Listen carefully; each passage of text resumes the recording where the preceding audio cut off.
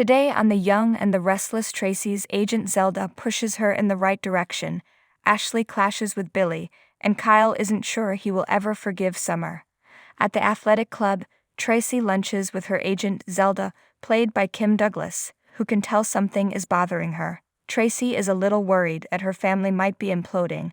The woman always thought the Abbotts were such a tight-knit bunch. Every member she's met over the years has been so gracious, especially your father. She guesses that there's drama between Ashley and Jack. Traci says she's on the nose and this battle is over their romantic partners. Zelda says she knows about Tucker and Diane, and Traci brings her up to speed. Ashley is staging a coup in plain sight. She explains that she's afraid Diane will harm the company. The agent asks, "Is there a book in it?" Traci warns, "Don't even think about it." She tells Zelda that she's always been the voice of reason, but she doesn't know what to do. If this drags on much longer, they'll all be scarred for life. She's even thought about going back to New York to get away from the tension, but she has to fix this, or at least try. Traci says Jack and Ashley always think Abbott is their father's legacy, but it's the family. Their family is John Abbott's legacy. She has to find a way to make them focus on that. She flashes to being a teen with her super neat dad. Zelda has watched Traci write her way out of a million tricky situations, and she'll have to tackle this one the same way. Traci vows she'll try to find a way to make peace. At the Abbott house, Summer spots Kyle, who grimaces and says he's on his way out, and is in a hurry. Summer starts telling him a story about Harrison at day camp. He's already heard it. She offers him a muffin, but he's not hungry. Summer pleads, "Can we please talk before you go to the office?" Kyle wonders what there is to discuss. Summer says, "Us. Everything that's happened and how we're going to get through it. His mother forgave her and she's hoping he will too. I just miss you so much." Kyle isn't going to let go of his anger with one conversation. It's going to take a long time if he can even get there. Summer says she loves him so much and was confused when her mother reached out. Kyle fumes that she was so confused. Why didn't she talk to him about it? She shut him out and he accepted it. He's leaving now and expects her to give him the same time and space he gave her. Summer agrees to give him what he's asked for. He walks out as Diane appears. She didn't mean to eavesdrop and feels terrible that they're going through this. Summer asks, "So, what do you think? Have I lost him?" At Abbott, Ashley joins Billy in the office and tells him she's reached out to board members to tell them that Diane is a threat to the stability of the company. They agreed. "We need to stop Diane in her tracks before she can cause real damage."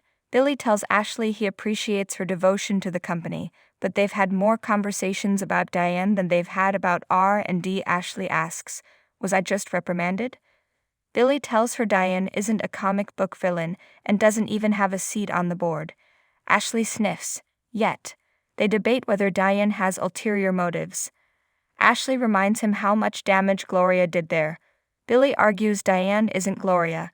Ashley hollers, "She's worse than Gloria, and I shudder to think about what she's capable of." Billy asks why she'd want to destroy the company. If she marries Jack, she'll have a vested interest in its success. Ashley volleys at assuming the marriage is legitimate and not some long game she's been playing. Ashley says she has Abby's support and is sure Traci will come around to her way of thinking. Billy scoffs at her coalition. Ashley informs Billy he needs to check himself before he dismisses her and her concerns. At Crimson Lights, Jack dictates a press release about Diane's promotion to his assistant. He sets up new headshot photos for her too. It's time there was a new face in the C-suite at Abbott. Jack has Emily read the press release back to him, and they add a mention of his wedding. Abbott is a family business and Diane is about to become a huge part of both. A look back when Kyle Abbott and Summer Newman tied the knot. At Abbott, Billy tells Ashley if she tries to oust Jack from the company, he'll fight her on it. Ashley sneers, "You're such a kiss-ass, aren't you? You're so beholden to your big brother for letting you back in. You're sitting in your big chair. You're willing to ignore the wolf that's waiting outside the door." Billy says she's embarrassing herself and declares that Tucker must be behind this. Ashley calls him a chauvinist. "God forbid your sister has an opinion that's valid on her own." Billy expects better from her and thinks Tucker is making her believe it's them against the world. It's BS. Ashley says what's BS is what is coming out of his mouth. Billy figures if her plan comes to fruition, she and Tucker will be running the company. He's wanted it since the time he stepped foot back into town. I'm Team Jack all the way. Jack appears and says he's glad he can count on Billy's support against their sister's relentless onslaught. Ashley sneers about the boys' club and taunts Jack about getting sucked in by Diane. Billy speaks and Ashley tells him to take a walk. Jack squints. Who the hell are you talking to someone like that? Ashley tells Billy he has no business sitting behind the desk pretending he knows how to run a company. He's been screwing up since he nearly died at 16 passing out in the snow drunk. Not that long ago, didn't you lose the company yacht in a poker game? She doesn't think he should be a part of this conversation. Billy tells Jack he disagreed with her, so this is what he gets. Jack says Ashley is so blinded by her hatred she can't think straight. She'll come to regret it. Ash says he's so brainwashed he doesn't know what he's doing anymore. They all get a text from Traci saying there's a family meeting and no excuses. They all take off. At the Abbott house, Diane says she's sorry. Summer must be feeling hopeless and scared. Summer regrets having to go to her mother-in-law over this. She wants Diane to help her and Kyle through this as a means of making amends since she admitted to feeling responsible. Diane will speak to him. She understands why Summer made the choices she did and won't hold it against her. The feud with Phyllis started years ago and their kids are suffering because of it. She thinks the family needs more love like her and Kyle's. Summer thanks Diane. Traci and Zelda walk into the Abbott house and Traci introduces her agent to Diane. Zelda thinks Diane's life would make a good book. Summer appears and Traci alludes to having to try. Jack walks in, greets Zelda and asks what's going on. Ashley and Billy come in next. Traci assures them everything is fine and asks if they remember Zelda. They do. Traci says, "We're waiting for one more." Zelda tells Traci she'll get out of her hair and whispers, "Go get him, Tiger." She exits as Kyle walks in. Traci tells the family there was no emergency, but this is urgent.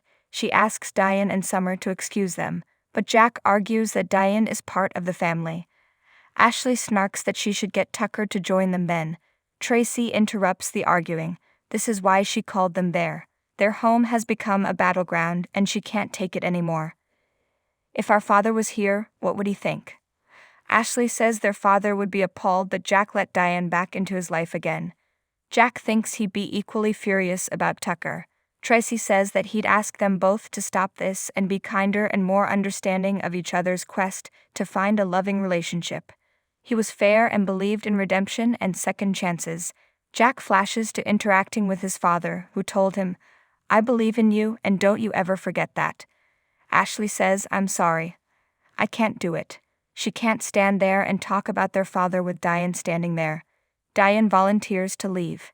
Jack finds this so gracious. Summer decides to go with her.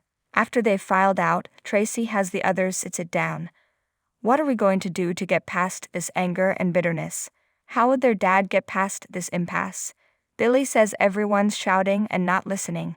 Jack has his father's voice in his head all the time. He flashes to his dad telling him how proud he is of him at Abbott and for bringing the Abbott family back together again. Billy thinks it's the perfect time to listen to that voice. Ashley tells Jack he doesn't have a monopoly on their dad. He always had the best advice, and they could always turn to him. She recalls John being supportive when she was going through a crisis. She tears up. Traci says he was our true north. Billy says he still is. Kyle hardly remembers him but feels he knows what kind of man he was. They recall that he hated it when his kids were fighting. Jack recalls they'd always dig deep so their quarrels didn't consume them, at least not for long. Traci feels hopeful. Ashley feels less angry with Jack. Traci hopes they've found enough common ground that they can consider the possibility of fixing this. Jack wants to coexist with no bloodshed and Traci approves. Kyle thinks Ashley and Jack could each turn down the volume on their dislike of Diane and Tucker. Jack thinks that sounds reasonable. Traci talks to Kyle about Summer's guilt. Kyle isn't sure it's sincere. Does she feel bad about what she did or that she got caught? They'll never know and he's not sure he can live with that. Traci reminds her nephew they've all been in a position where they didn't think they'd be able to forgive the person who hurt them. She felt that way about Lauren, Ashley, and Brad. But she did it, and it was worth it. Kyle admires his aunt's big heart. But I'm not there yet with Summer. I don't know if I ever will be. With that, he walks out. Jack muses that you can't force forgiveness. Traci can't believe any child raised by John Abbott would choose anger over healing. She walks out too. Billy says he's heading back to the office, but first stops and says, "For what it's worth, I love you. Both of you, and I want you to be happy." He wants to keep respecting them no matter who they decide to marry. He walks out. Jack asks Ashley, "Can we get past this?" Ashley replies, "I don't know, Jack. Can we?" At the GCAC, Traci thanks Zelda for convincing her to try with her family. They hug. Traci hopes it made a difference. A series of flashbacks of John Abbott and his children airs. At the Abbott house, Jack and Ashley are deep in conversation, but we can't hear what they're saying. At the GCAC bar, Traci looks at a photo of John on her phone and smiles.